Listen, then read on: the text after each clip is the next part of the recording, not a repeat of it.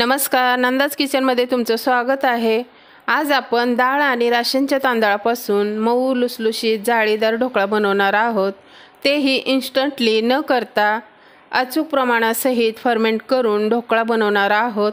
त्यामुळे ढोकळा बिघडण्याचा चान्सच राहणार नाही। तर चला जास्तीचा वेळ वाया न घालवता आपण आजच्या रेसिपीला सुरुवात करूया। ढोकळा बनवण्यासाठी काय काय साहित्य लागतं, त्याचं अचूक प्रमाण किती घ्यायचं ते पाहूयात। त्यासाठी इथे मी 3 वाटी राशनचे तांदूळ घेतलेले आहेत। राशनचे तांदूळ नसतील तर आपण घरात जे रेग्युलर तांदूळ खातो तेही चालेल, फक्त तांदूळ नवीन नसावा। नवीन म्हणजे ज्या तांदळाचा आपण भात करतो तो जर का भात चिकट होत असेल तर तो तांदूळ घ्यायचा नाही, आणि ज्या तांदळाचा मोकळा सुटसुटीत भात होत असेल तर तसा तांदूळ घ्यायचा। इथे मी 1 वाटी उडदाची डाळ आणि 1 वाटी चणा डाळ घेतलेली आहे। चणा डाळ टाकल्याने ढोकळ्याला फ्लफी स्पंजीपणा जास्त येतो। आता हे छान हाताने मिक्स करून घ्यायचं आणि 3 ते 4 वेळा पाण्याने स्वच्छ धुवून घ्यायचं। तर पहा, छान डाळ आणि तांदूळ 3 ते 4 पाण्याने धुवून घेतलंय। आता ह्यामध्ये 2 तांबे पाणी टाकून 4 ते 5 तासासाठी भिजत ठेवायचे। म्हणजे ही प्रोसेस तुम्ही सकाळच्या वेळेस करायची आहे। सकाळी म्हणजे 7 ते 8 या दरम्यान हे डाळ तांदूळ भिजत घालायचे आणि संध्याकाळी 4 ते 5 किंवा 5 ते 6 ह्या दरम्यान हे डाळ तांदूळ वाटून घ्यायचे। तर पहा, छान हे डाळ तांदूळ भिजलेले आहेत। ह्याच्यातील पाणी एका भांड्यात काढून घ्यायचे आणि मिक्सरचं मोठं भांडं घेऊन त्यामध्ये थोडं थोडं हे डाळ तांदूळ टाकून घ्यायचे।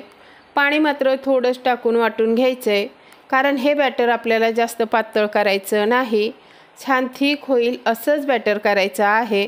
त्यामुळे पाण्याचा वापर शक्यतो कमीच करून वाटून घ्यायचं।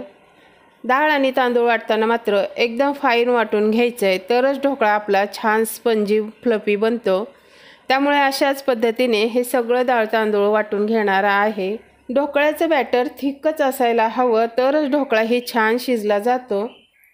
तर पहा, ढोकळ्याचं बॅटर आपलं तयार झालेलं आहे। कन्सिस्टन्सी बघू शकता, अशी असायला हवी, कारण ह्या बॅटरला आपण रात्रभर फर्मेंट होण्यासाठी ठेवणार आहोत, तर ते आणखीन घट्ट होईल। तर पहा, आता ह्याच्यावरती झाकण ठेवून हे पातेलं एका साईडला ठेवून देऊया। तर चला दुसऱ्या दिवशी सकाळी बघू शकता काय मस्त हे बॅटर फर्मेंट झालेलं आहे।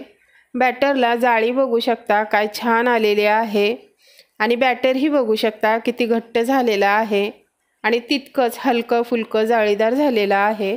आता हे छान चमच्याने मिक्स करून घ्यायचंय। इथे मी काय सगळ्याच बॅटरचा ढोकळा बनवणार नाही, त्यामुळे ह्याच्यातील थोडंसं बॅटर ढोकळ्यापुरतं काढून घेणार आहे आणि बाकीचं बॅटर मी ज्या वेळेस लागेल त्यावेळेस करून घेईन। इथे मी 3 कप भरेल इतकं हे बॅटर ढोकळा बनवण्यासाठी घेतलेला आहे। आता ह्यामध्ये अद्रक आणि हिरवी मिरचीचा ठेचा घातलेला आहे। हिरवी मिरची आणि अद्रकची पेस्ट टाकल्याने ढोकळ्याची चव आणखीन वाढते आणि खायलाही खमंग लागतो। अर्धा चमचा हळद, 1 चमचा मीठ आणि 1 चमचा साखर घातलेली आहे। ढोकळा खाताना घशात अडकल्यासारखा होऊ नये म्हणून 2 चमचे पळी तेल टाकलेलं आहे। आता हे चमच्याने छान एकजीव करून घ्यायचं। हे बॅटर तुम्हाला घट्ट वाटत असेल, पण मिक्स करता करता बघू शकता थोडंसं पातळ झालेलं आहे। आता जर तुम्हाला ढोकळा आंबट नॉर्मली किंवा जास्तही आंबट खायला आवडत असेल तर ह्या ठिकाणी 1 कप घट्ट दहीचा वापर करायचा। नसेल दही तर लिंबूचा रस किंवा सायट्रिक ॲसिड ह्याचा वापर करू शकता, पण इथे मी कुठलाही आंबट पदार्थ टाकलेला नाही। मी असाच ढोकळा बनवणार आहे, कारण हे बॅटर आपण आंबून घेतलेलं असल्यामुळे ह्या बॅटरलाच थोडासा आंबूसपणा असतो। आता हे बॅटर आपलं ढोकळा बनवण्यासाठी तयार झालेलं आहे, पण एक स्टेप राहिलेली आहे, पण त्या अगोदर ह्या स्टेप करणं अत्यंत महत्त्वाचं आहे। ही एक स्टेप ढोकळा बनवताना केलीच पाहिजे, तरच ढोकळा एकदम परफेक्ट होणार याची गॅरंटी आहे।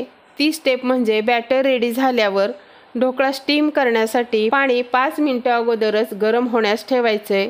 दुसरी स्टेप ती म्हणजे ज्या भांड्यामध्ये आपण ढोकळा बनवणार आहोत त्या भांड्याला तेलाने ग्रीस करून घ्यायचं।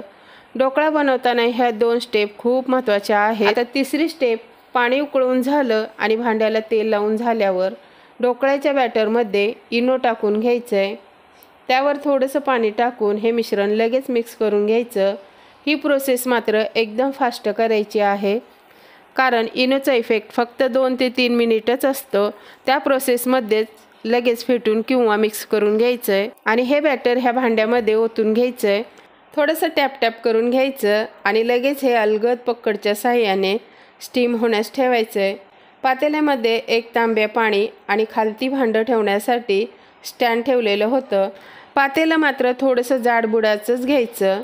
वरती झाकण ठेवून 20 ते 25 मिनटं लो मीडियम गॅसवरती ठेवायचं आहे स्टीम होण्यास ठेवतानाही एक काळजी घ्यायची, ती म्हणजे पातेल्यातील वाफ बाहेर गेली नाही पाहिजे। अशा पद्धतीने जाड ताट झाकून घ्यायचंय। तर चला 20 मिनिटे झालेली आहेत, ढोकळा शिजला की नाही ते चेक करूयात। वाव, ढोकळा तर छान फुललेला दिसतोय। चाकूने बघूयात, तर पहा चाकूला अजिबात चिकटलेलं नाही। गॅस बंद करून हे भांडं बाहेर काढून हा ढोकळा थंड होण्यास ठेवूया। तर पहा इथे आपला ढोकळा थंड झालेला आहे। थंड झाल्यावर ह्याच्या कडा आपोआप सुटतात, बघू शकता। ह्या ढोकळ्याला आपण ताटात काढून घेऊया।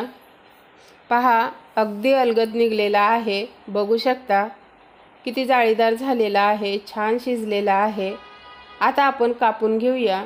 ढोकळा हव्या त्या साईजमध्ये कापून घेऊ शकता। चाकूने कापतानाच बघू शकता ढोकळा आपला किती फ्लफी झालेला आहे। एक पीसही दाखवते, बघू शकता किती छान जाळी पडलेली आहे। आता ह्याच्यावरती छान तडका पसरवून लावायचा किंवा टाकायचा। तडक्यामध्ये 2 चमचे तेल टाकायचं। तेल छान गरम झालं की मोहरी टाकायची। मोहरी तडतडली की कढीपत्ता, हिरवी मिरची आणि थोडंसं हिंग टाकून थोडंसं पाणी टाकलेलं आहे। थोडी ह्या तडक्यामध्ये साखर आणि सायट्रिक ॲसिड ही टाकलेलं आहे। वरून थोडीशी कोथिंबीर टाकायची। तर इथे बघू शकता काय मस्त डाळ तांदळाचा ढोकळा झालेला आहे। जवळून ही दाखवते, एकदम मऊ लुसलुशी जाळीदार सुपर स्पॉन्जी हा ढोकळा झालेला आहे। हा ढोकळा करताना मात्र आपण दहीचा अजिबात वापर केलेला नाही, तरीसुद्धा बघू शकता काय भारी हा ढोकळा झालेला आहे। चवीला तर अप्रतिम झालेला आहे। तर आजचा हा डाळ आणि रेशनच्या तांदळापासून ढोकळा बनवलेला कसा वाटला कमेंट करून नक्की सांगा। आणि हो, जर माझे व्हिडिओ तुम्हाला असेच आवडत असतील तर लाईक करा, शेअर करा, कमेंट करा। चॅनलला अजून सबस्क्राईब केलं नसेल तर करून घ्या। भेटूया अशाच नवनवीन व्हिडिओमध्ये, तोपर्यंत धन्यवाद।